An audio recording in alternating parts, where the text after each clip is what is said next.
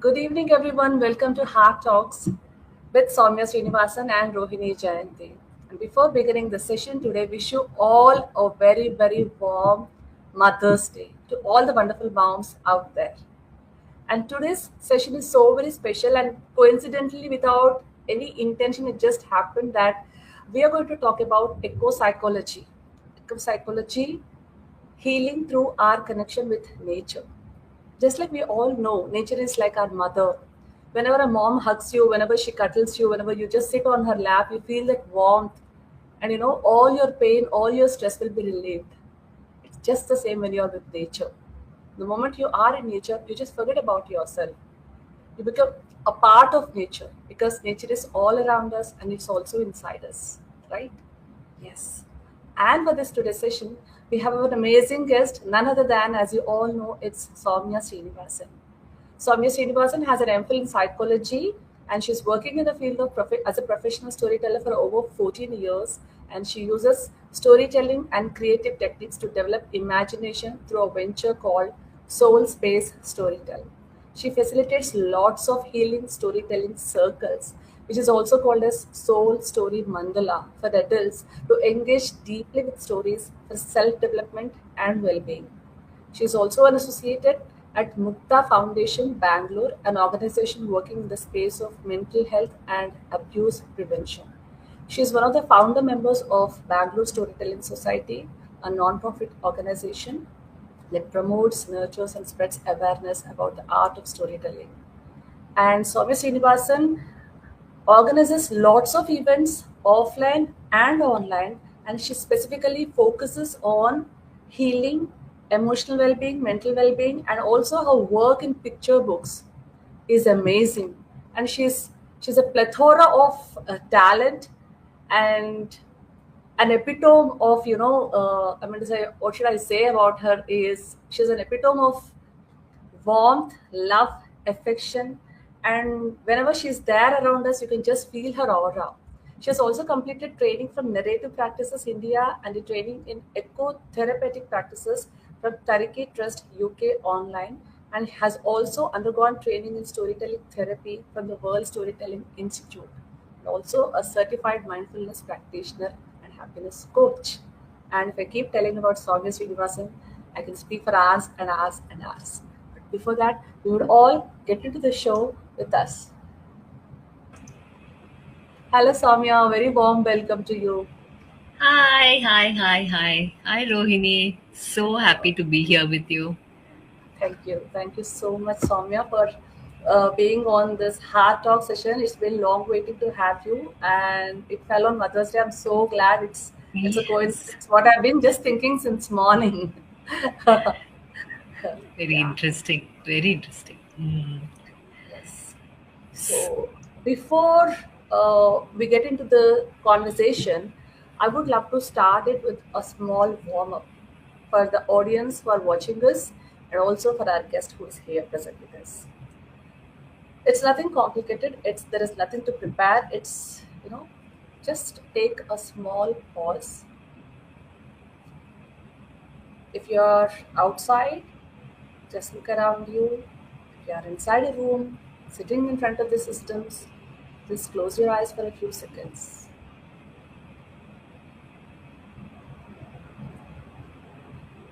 and bring to mind something from nature that you have experienced recently. It could be anything: the sky you saw this morning, a tree on your way, sounds of birds, feeling of wind, a small stream, the sound of water flowing, or even a memory of a place that felt peaceful to you. Now just notice, what did you feel in that moment? Not what you thought in that moment, what you have felt in that moment. Just take a few seconds to experience that.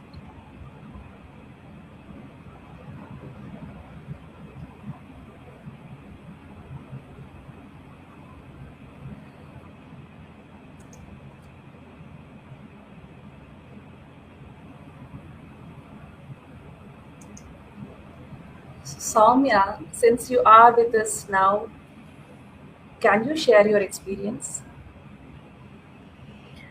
I was immediately transported to this morning. My husband and I had gone for birding, and the sound of flowing water, oh, the gurgling water. It's a small brook, and it was just flowing, and I was drawn to it. And I just went and stood next to it. Of course, took the video. That's mandatory so that I can keep it for later. But enjoyed that moment of beautiful visual beauty because of the green and the water flowing, clean water flowing, and the sound. Yeah, that's where I went. Yep, so nice. So, when you're talking about nature, I would want to begin this conversation with something very fundamental. Because across ages, across cultures, across different backgrounds, there is something we all seem to share, a quiet, instinctive response to nature. It doesn't matter where we are from, it doesn't matter who we are. You know, as you said just now, there is something watching the sunrise, there is something watching, a stream passing by, there is something, uh, whenever we look at the beautiful birds or the butterflies or anything in that nature, for example, that creates a sense of connection.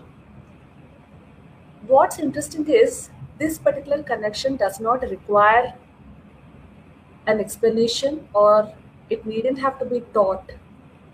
We feel we already know it, something that we recognize without the need for any words. And yet, in our everyday lives, we just take it for granted, or we hardly notice it, what is there around us. So, in these little experiences, actually, there is something deeper unfolding, something about our inner world and our relationship to nature. So, I'm just sitting here in front of you with this wonderful thought, and I just want to know from you, what is this particular relationship, or what is this particular understanding called, and is there a way this particular thing has been, explored or studied, that makes us, what we intuitively feel. Yeah, that's a beautiful question to begin with. Um, I also want to just ask one question here, or one make a statement. Actually, not a question. Make a statement. Uh, the statement is: we are not in nature, we are not of nature, but we are nature. Just pause and hear that sentence. We are nature. All the elements that make the world around us, we made from the same things. We are nature. We are not separate. So when we become aware of it, we realize that that is the connection. So we've forgotten, or we are disconnected from that fundamental identity that we are nature. And that is the basis in which, almost all of the studies, all of the research is, happening nowadays, is based on that. We are not separate. We are that nature itself. So coming from that premise, there are many researchers who have done work. I'd like to point out that one of the most interesting things that have been talked about is, in terms of intelligences, it's Howard Gardner who talks about the naturalist intelligence. Howard Gardner spoke about 8 intelligences: musical, mathematical, spatial, kinesthetic. But he talks about the naturalist intelligence. that innate ability to look at things and identify patterns, and to be drawn to that no to that uh, to the world around us. And these people are also keen observers, so that ability is part of our intelligence. So when we look at that, it is can be nurtured. Though it is part of our nature, it is also something that can be nurtured. Like we say, you can improve your musical ability, mathematical Yes. ability. So also Yes. this is an ability, this is an intelligence that exists already within us, and that we can enhance it through our training, through our experiences. That is one thing. Then I'd like to talk about this the affinity we have to nature, that's called as biophilia. Bio, which means biology, bio, Biology. anything, yeah, anything connected with nature, and philia is an affection, an affinity. So biophilia is also being researched in terms of in this field, and it tells us that we are drawn to nature. We all have that innate ability, and we are drawn to nature. And there is it, again, anything, there are opposites also. So biophilia is there, and biophobia is also there. Yes. So it is our responsibility to look at how we can enhance our biophilia and reduce our biophobias. So that is one thing. Then, of course, comes eco psychology. That is a very, very new field of study. So, eco psychology talks about how being in nature affects our emotions and our belief systems, our values. So, eco psychology is, of course, what interests me also. And through the training of ecotherapy, I'm very drawn to eco psychology, and that is a broader subject that is kind of making sense, giving me that structure, the meaning around which Mm. all of this is contained. So basically, to understand that we are nature, we have that innate ability, and um, a lot of our emotions, beliefs, values are actually influenced by the nature around us, and we can take strength from that. So, the whole thing is around this beautiful microcosm. Right.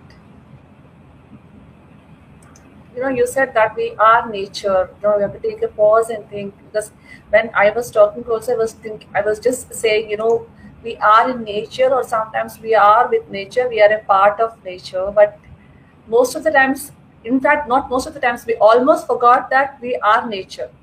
Yeah, So, yeah, and today most of us are there. Many of us are dealing with something internally, that is a kind of stress that doesn't go away, or it could be due to constant overthinking, emotional fatigue, or just of a sense of feeling overwhelmed in whatever we do and mm, however we are. So when life looks fine on the outside, we are also laugh, smile, be together, but there's a lot of things that are happening inside us which we ourselves are also not able to identify. And then yeah, again, as you said just now, we are talking about eco psychology from a broader perspective and ecotherapy. These are different kinds of approaches. Something which they say, something which are as simple as reconnecting with nature, which are described as supportive, which are described as healing. So maybe yeah, we stand near a tree, sit under a tree, just rest on the grass, look up at the sky. In those few moments, nothing in our lives has changed, but still we feel a sense of calmness, sense of quietness inside us. yeah. So, my question here is, why many of us are struggling with our mental and emotional well-being today, and how does eco psychology or ecotherapy help us understand the role that disconnection from nature might be playing in this? So fundamentally, I think let's just pause and observe ourselves. Just see what are all the things we are actually doing in life. Yes. We are, of course, there is the whole money. The race to make money, then the race to be better, to do better than others, to kind of acquire more, to acquire more. So all of this, and even just the kind of pressures, the kind of life that we have, it's all zoomed up into the mind. Everything is so cognitive, everything is focused on brain work.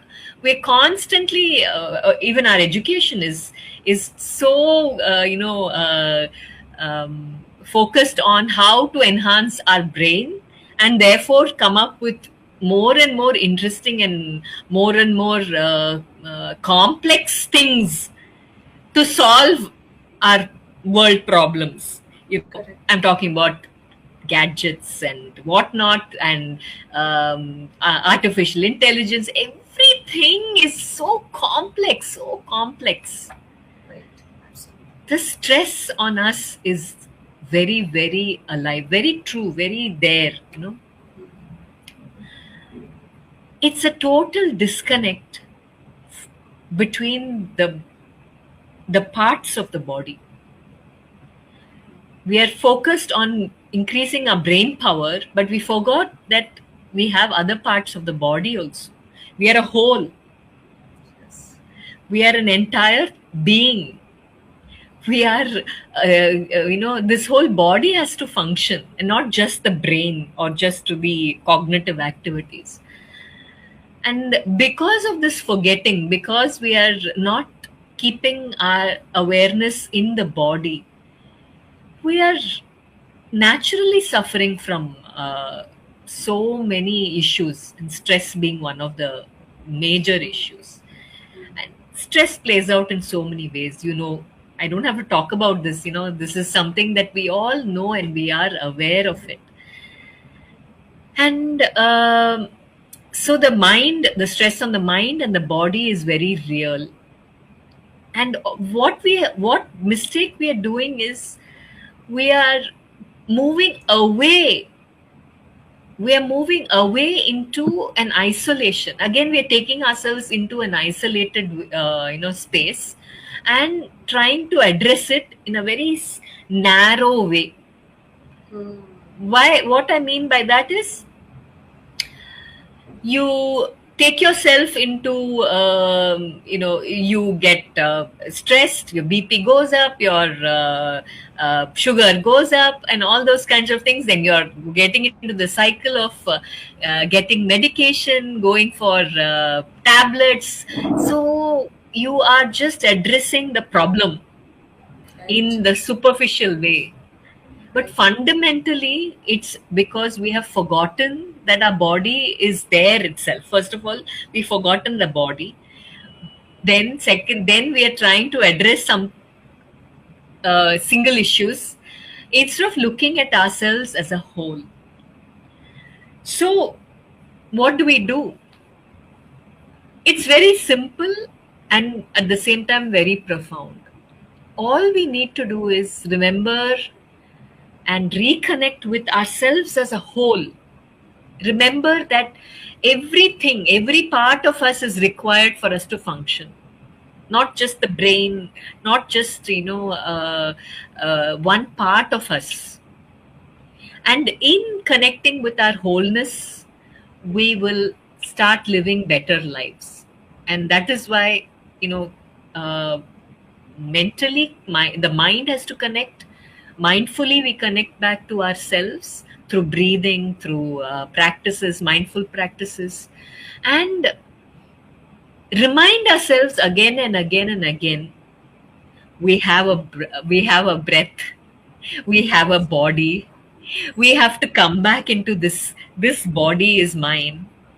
Appreciate every part of this body, and all this is part of this therapeutic practices where we come back into ourselves, reclaim ourselves.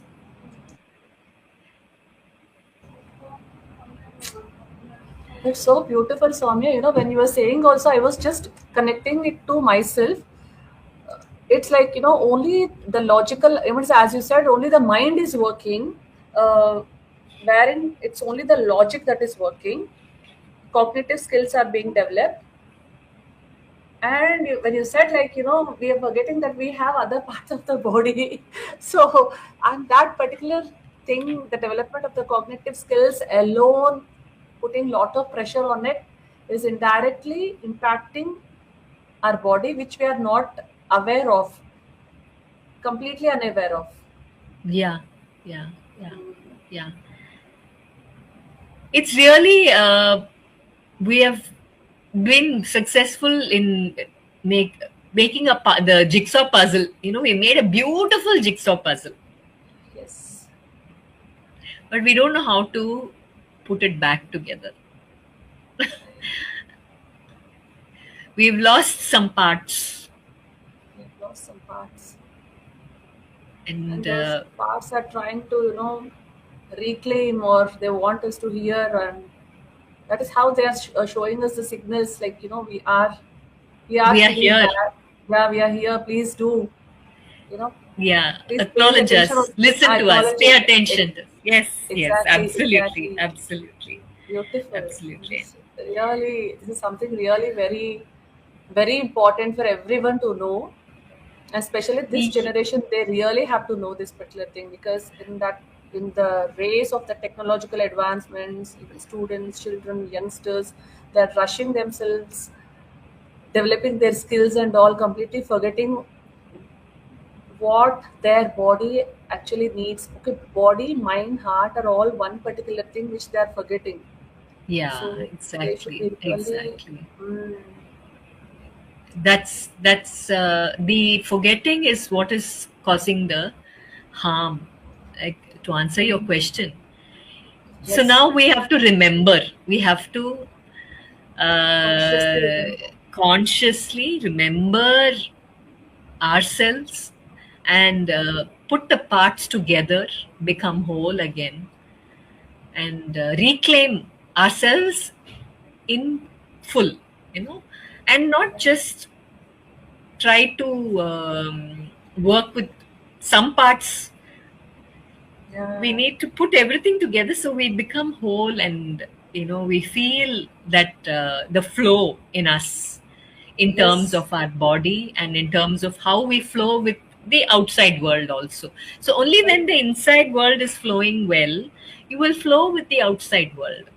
So your relationships, everything will be impacted. Your work will be impacted. Your relationships will be impacted. So it is only when we learn to put our parts together and reclaim ourselves that we can actually function better.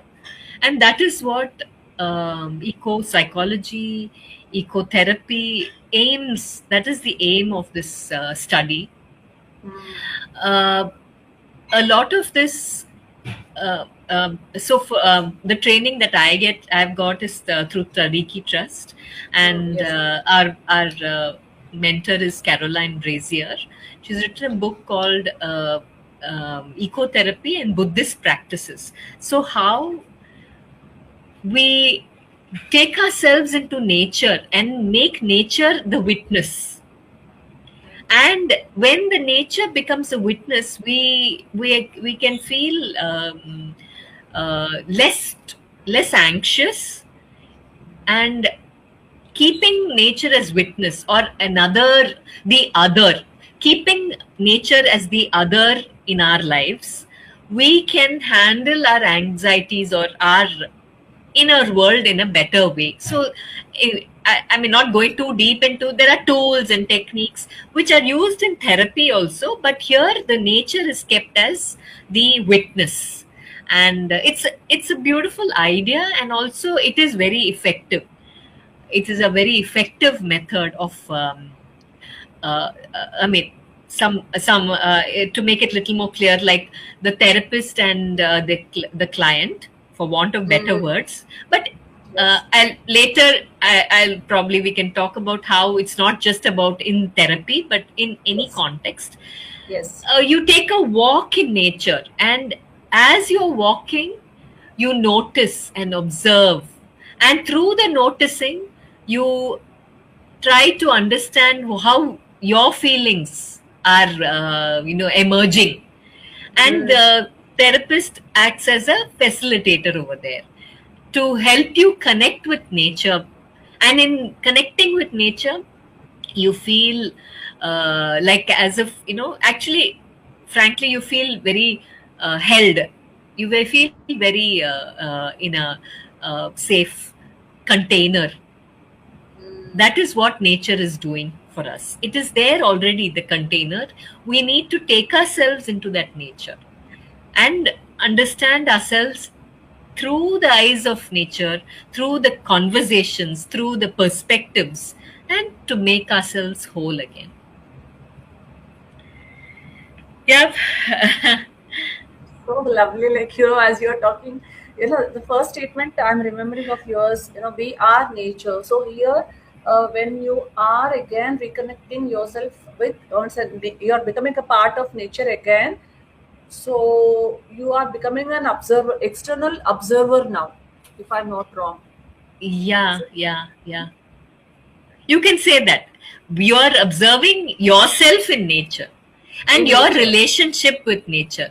And right? so, what happens is, in this observation, maybe with another person who's helping you, the helper, the therapist, Yes. you are there. You are able to see how, by changing your relationship with nature, even your other relationships can also be impacted, Transform, changed. impact. Yeah, Yes. yeah.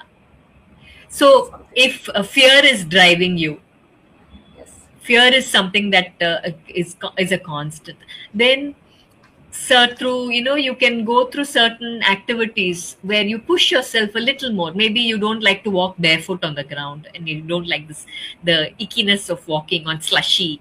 So you you're encouraged to walk through slush, or walk through, or do something that is out of your comfort zone, so that when you come back to another problematic relationship, you understand, or you are able to say that, oh, I could push myself there. How can I look at this?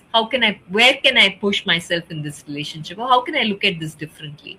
So the the nature becomes a kind of a co facilitator in the process.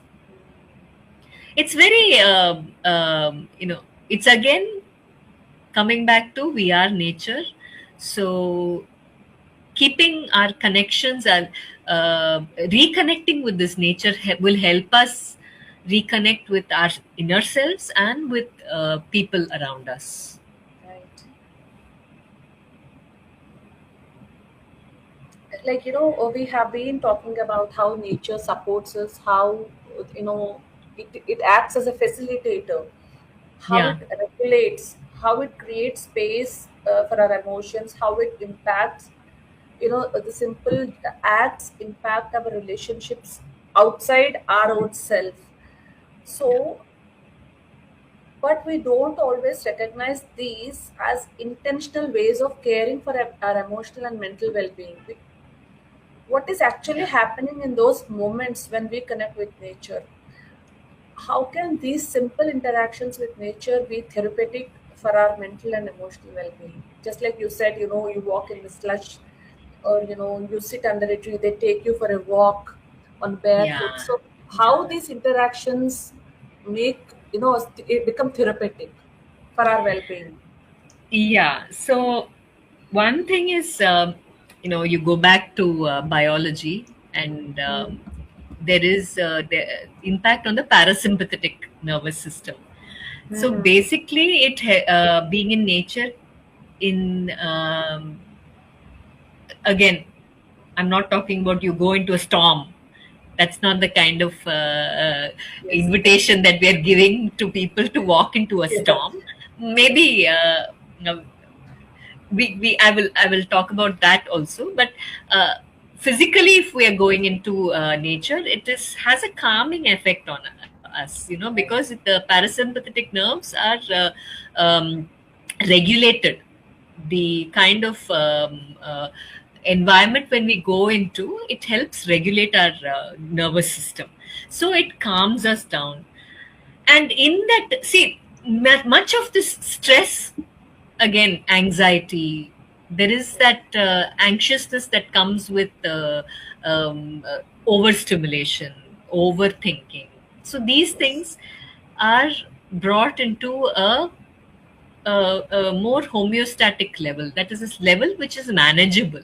And it's not like it's going to happen like that, but it is a practice, connecting with your breath, then finding moments to go out into nature or to just sit. Mm. Even when you are in a very high stress situation, what is the first thing that a therapist will say? Take a deep breath, count to three, take another breath, count to three. So first is the breath regulation. That itself is the nature, no? That is nature, no? Breath is nature. So Yes. it's not, we're not talking something mumbo jumbo. It's the same Correct. thing, but Correct. we are really looking at it as being the most natural thing for us to do. So that is the nature connect.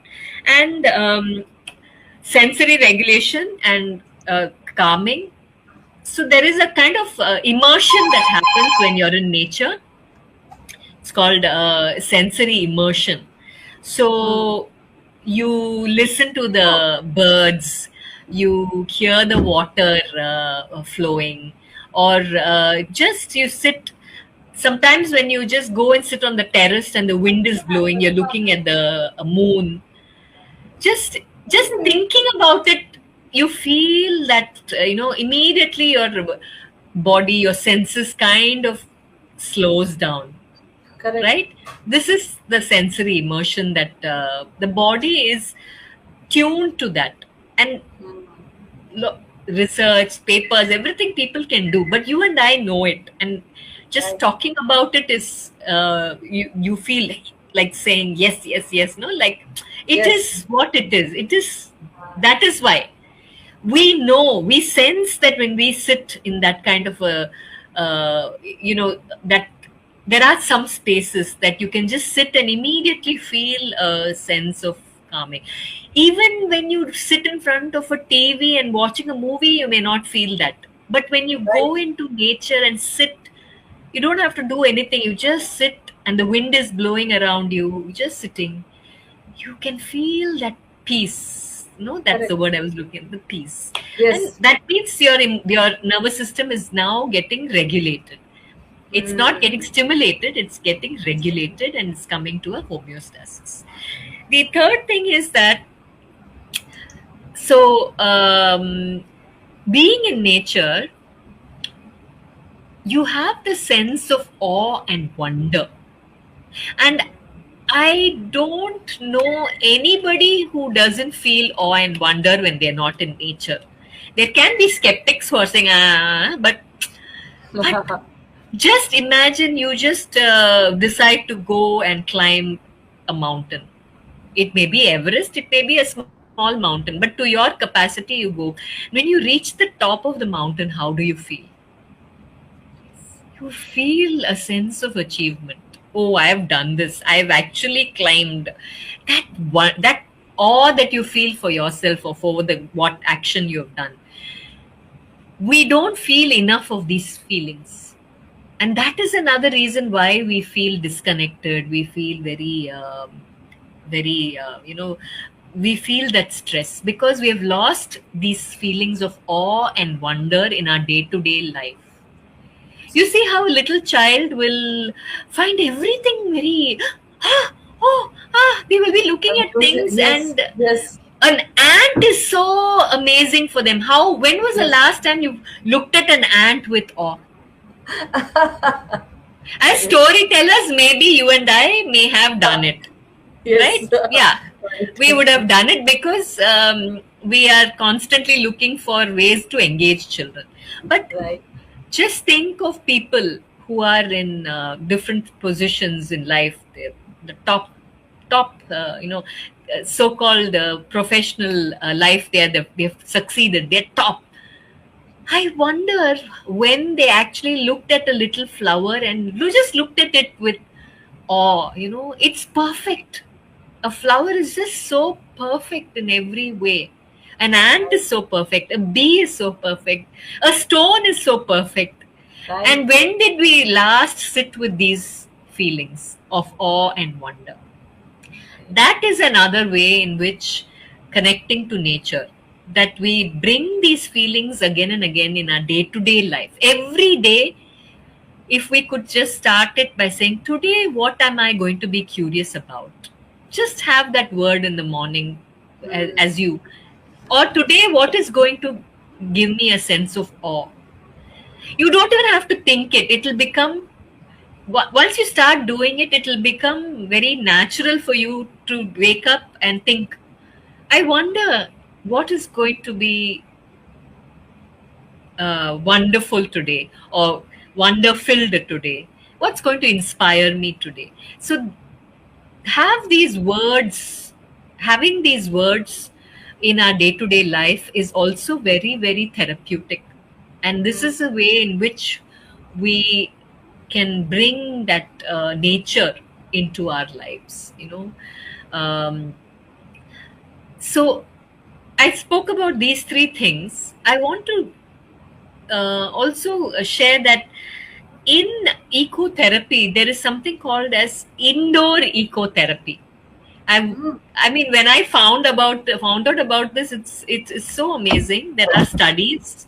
You can go and read up. You just have to, of course, Google. But indoor ecotherapy, it says that even if you spend 5 minutes every day just sitting, maybe even in front of a screen, and watching nature, videos, animals, or some kind of real, not AI generated, but The a Discovery real, Channel, the Discovery yeah, Channel kind of thing. yeah, Yeah. something where they've captured real images, real natural elements, and watch that, you have the same level of calming and regulation of your parasympathetic nervous system. So indoor therapy is very useful, especially if you're people with disabilities, or people who cannot go out, who have some disabilities, they cannot step out of the house. So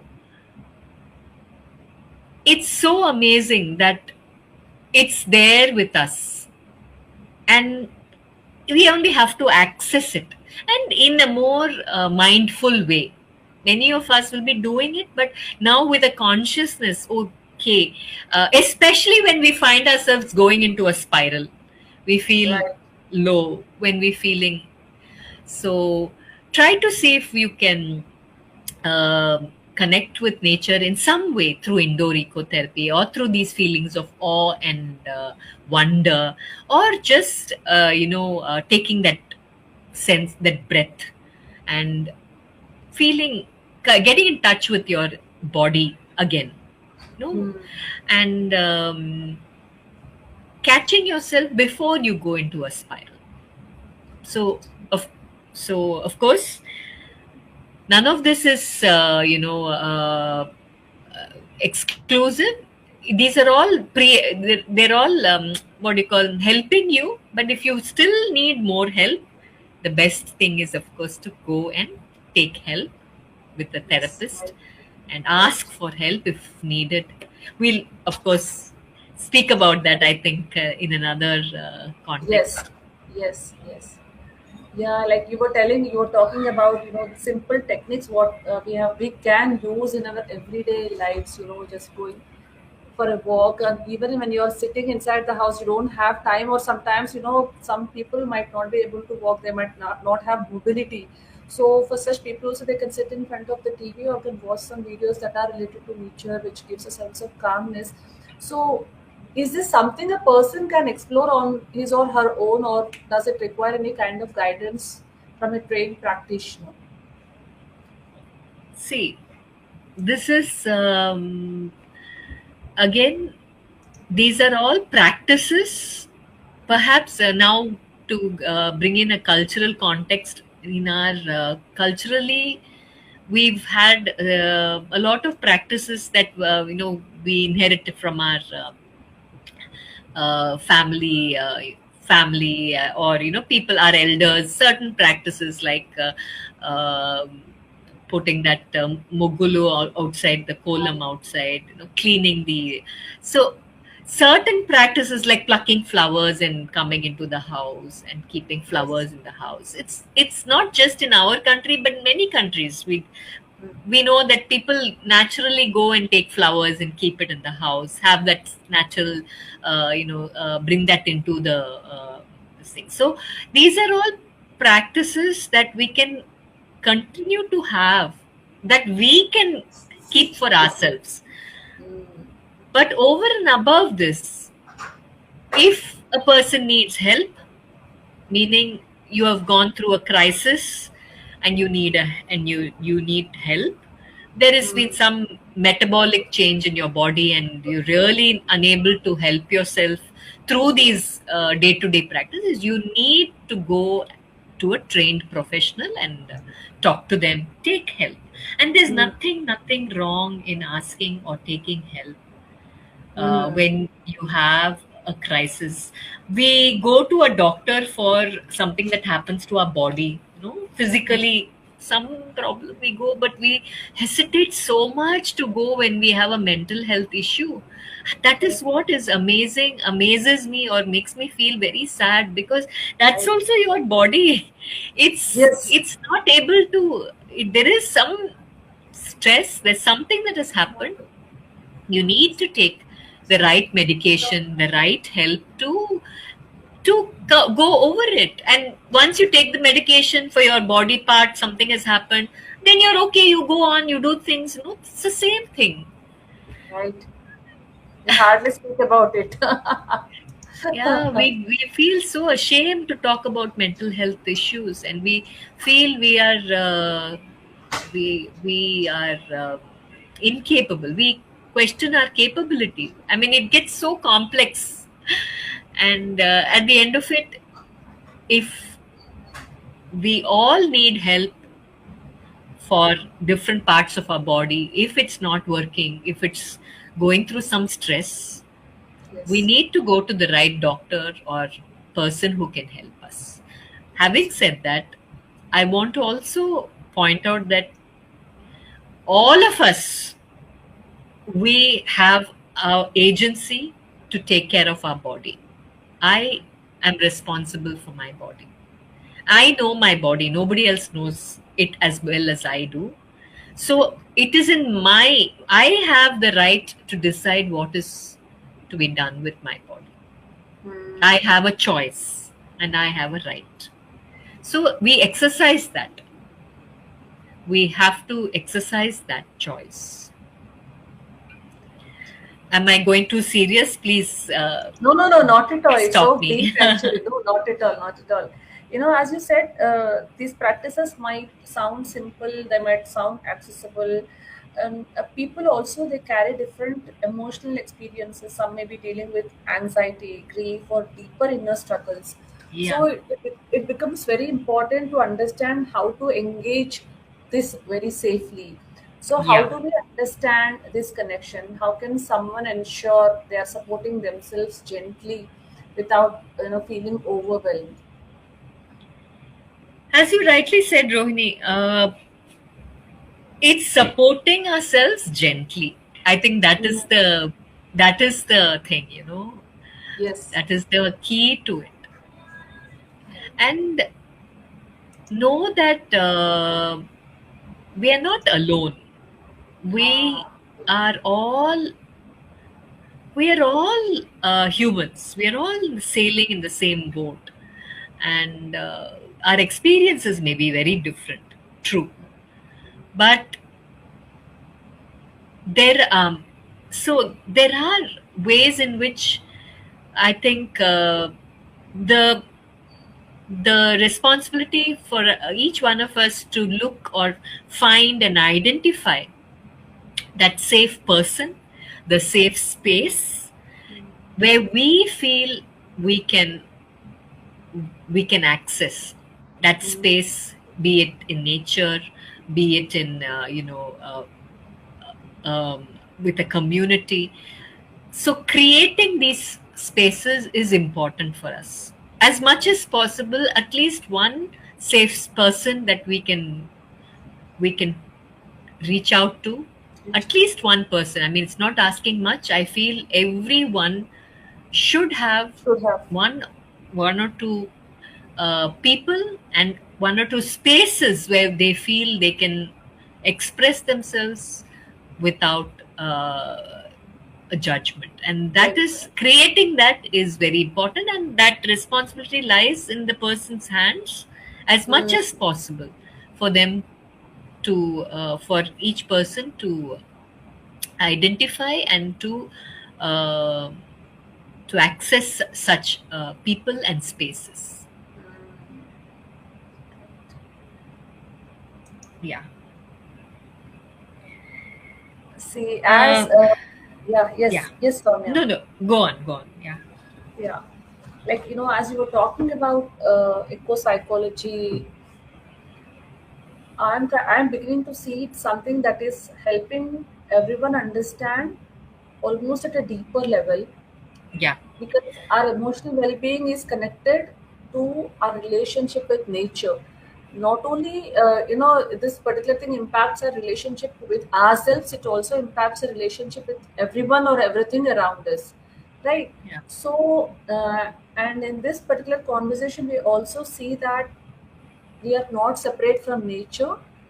It is not limited to one particular person or one particular work. It is it has got its relevance across different fields, different lifestyles, different cultures, and different places. At the same time, many of us, no matter what we do, experience different moments of emotions and a sense of disconnection in our daily lives. So, Yeah. what comes here is, how does the scope of eco psychology extend across different sectors and around the world? And each one of us, regardless of our role or our lifestyle, we begin to practically integrate this connection with nature into our everyday lives to support our mental and emotional well-being. How can we integrate this? Yeah. It's again a very beautiful question.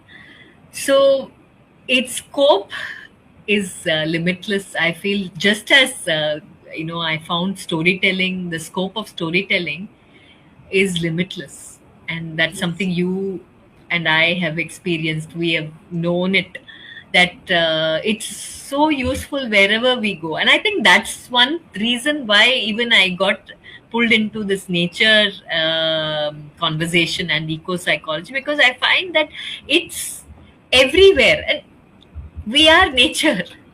So how Correct. can we not see that it is useful in every field, in every aspect, if you go see, there is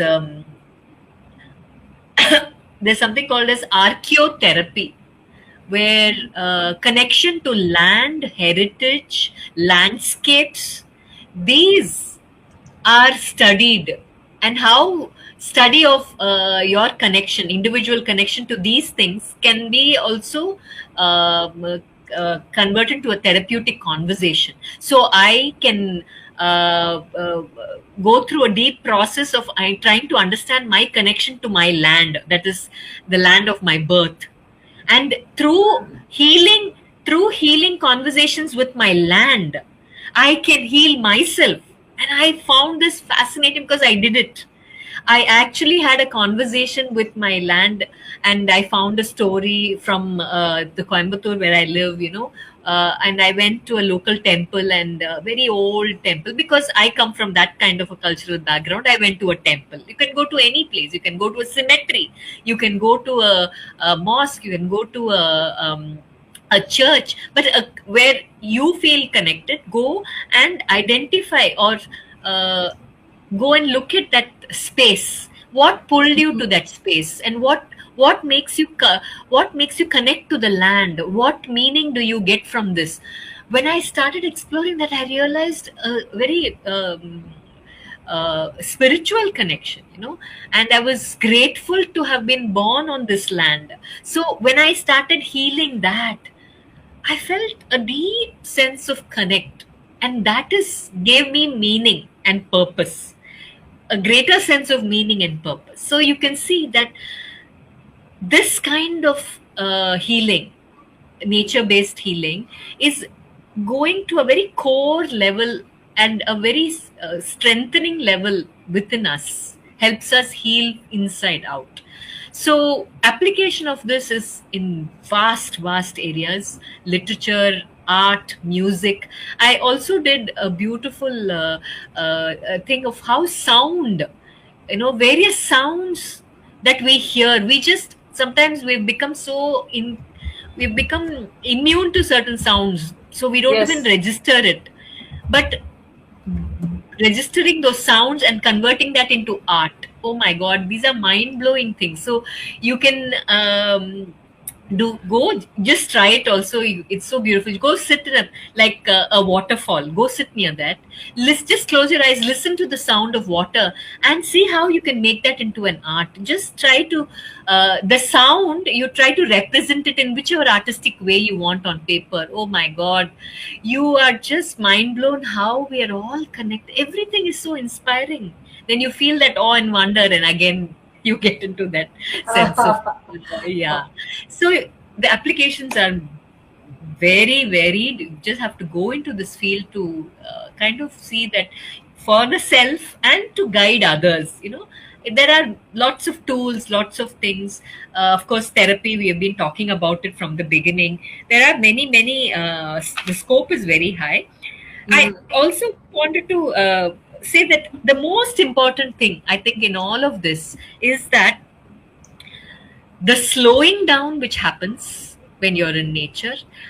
And remember, I said in the beginning that naturalistic intelligence is about noticing, Yes. observing, observing. What happens is we have stopped observing. So these are all the things. We slow down, we start observing, we start noticing. I won't even say observing. Observing is like very deep. This Yes. just noticing, Noticing little things. Yes. noticing, and when you start doing that, you really improve or increase the way the quality of your life increases, improves, and that has such a calming effect on yourself. In the Japanese, they have a concept called ma. So this also through my study in Tariki Trust, through the Buddhist and the ecotherapy, ma was a concept which I heard there for the first time. It is that negative space, the pause, the stillness, and how that stillness, becoming aware of that pause or that negative space, leads to creativity, leads to so many beautiful ways in which we can understand the world around us. At the end of the day, all our struggle is about our identity and about our belonging. Okay. All our struggle is about our identity and our belonging. So when we look at this, what is the application scope of ecotherapy? There is a naturally you get connected to it at a spiritual level. So that is something that is also part of uh, this whole area and field, that you are pulled into that sense of divine, and not again divine as a feeling. And then you understand what and why these feelings were encouraged in the people, why we were encouraged to have such feelings. So to to finally to say that ecotherapy is naturally lending towards a deeper spiritual practice. So these are all linked, and it it is a kind of a bringing together of the self, mind body connection, and bringing together and to see ourselves, all elements inside and outside, and at the end of the day, finding meaning for the life that we are living, and that meaning giving us happiness and joy. And that is what we want when we look at ourselves when we are 80 years old. We want to have to say that I made a difference, or there was some meaning in my life. If Yes, that absolutely. is what we want to say. So, yeah, that's what I want to conclude with. Mm, it is a spiritual journey along with a journey of the mind body. It's so holistic. I feel this is uh, the most natural kind of uh, system that uh, one can follow, and nature is like, and you started with that, the mother can also be very strict mother. Strict. Um, Yes. but I think that is the beauty, to be able to take our lessons, but to be aware and notice that the nature is constantly around us, in us, we are nature, and to learn our lessons through the noticing. And that's Correct. something that definitely brings a sense of calm and peace. It does for me, and I hope Yes. that people who are listening to our conversation, they are also able to see that, and perhaps go uh, looking for that. Correct. Correct. True, Soumya. I'm feeling it actually. I'm so quiet. Because I can feel it now. There is something. There is a lot of pause which I really need now to to Yeah, reflect on this and to process this. yeah. It's a beautiful conversation, and in fact, when you were talking about what is it? You said Archaeotherapy. archaeotherapy. Yeah, it just related to me to an experience when I went to a temple, Bhadrachalam. There is a temple. So uh, when we went there, I'm very fond of music, especially Ramadas Kirtanas and all. I'm very fond of them. So when we went there, we just went to that particular hall where Ramadas used to sing and do his shows and all. We went there. There were lots of lyrics that were written on the wall, and also I was just touching them and sitting over there. And we came back to the temple, and we had to begin our performance. And I just started to sing, and all of a sudden, I stopped singing.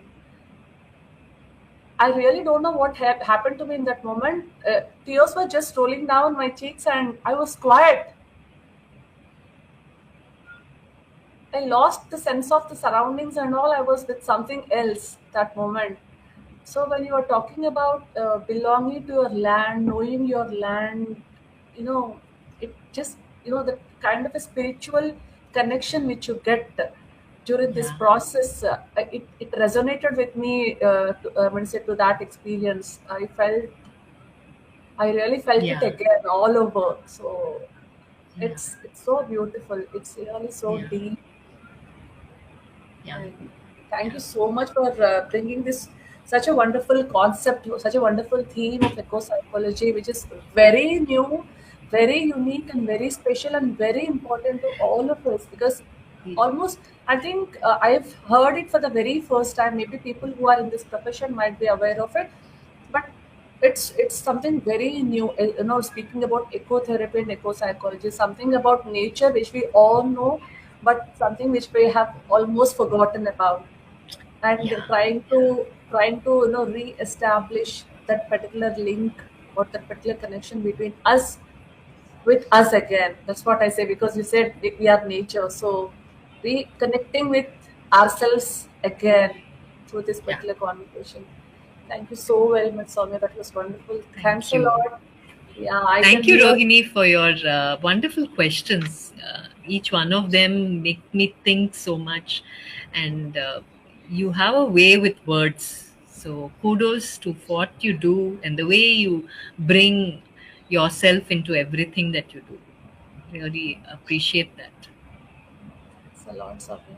I'm just learning, picking up experiences from everyone like you, Ramya, Priyanka, many other storytellers, Meera. So I keep watching, I keep listening, I keep noticing you. That's what I think. Yeah, yeah, yeah. Not I observing, have noticing. yeah, I have a thing about compare to aspire. Don't compare to despair. Oh my God, lovely.